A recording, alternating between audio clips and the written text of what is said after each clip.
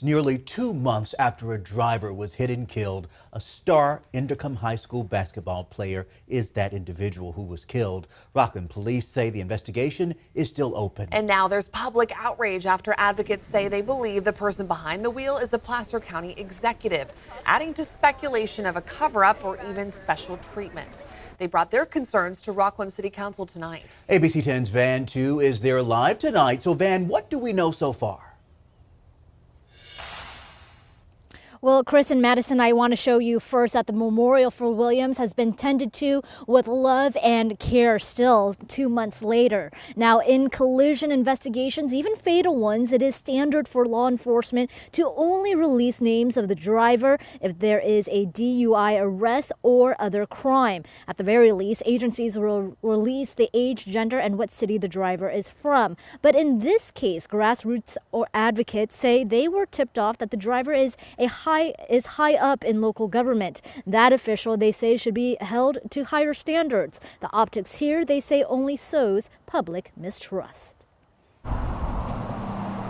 We love you, Anthony, and we miss you, and we're not going to let this go. The love for Anthony Williams evident in this memorial for the 18-year-old.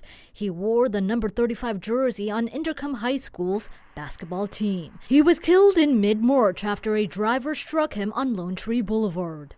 2 months later, his cousin and guardian Charles Carpenter say police aren't forthcoming on the investigation. I don't know why it's taking so long, but they told us that the police report was done, but they won't release it to us. Is the color of Anthony's skin the result that is delaying this investigation, or is it the high-profile status of the alleged driver? The grassroots advocacy group Justice for Anthony Williams taking their quest for answers to Tuesday's Rockland City Council meeting. Who was it? What happened? How did it happen? Was he speeding? Was he under the influence? Nothing. And his family just wants answers, and we're here to help them get those answers that we all require. We demand it. They say an eyewitness and a second person online identified the driver as a top administrator for Placer County. ABC 10 could not independently confirm the identity of the driver. Requests to the alleged driver and the county went unanswered.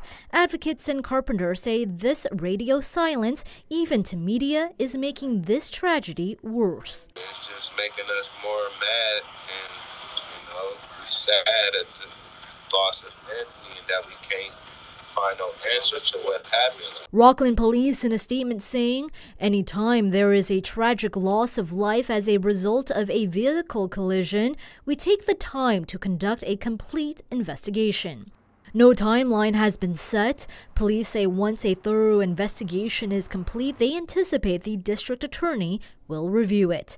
Meanwhile, those who loved Williams say, we're going to keep fighting. And if you hit someone, even if you hit them and it's an accident, there are still consequences. You don't just get to go back to work as business as usual.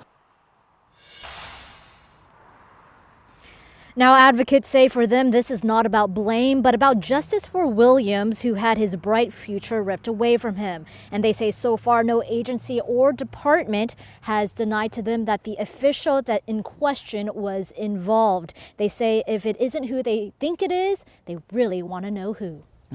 Understandably so. It's something we are going to be following in the days and weeks ahead. Van, we thank you for that live report from Rockland.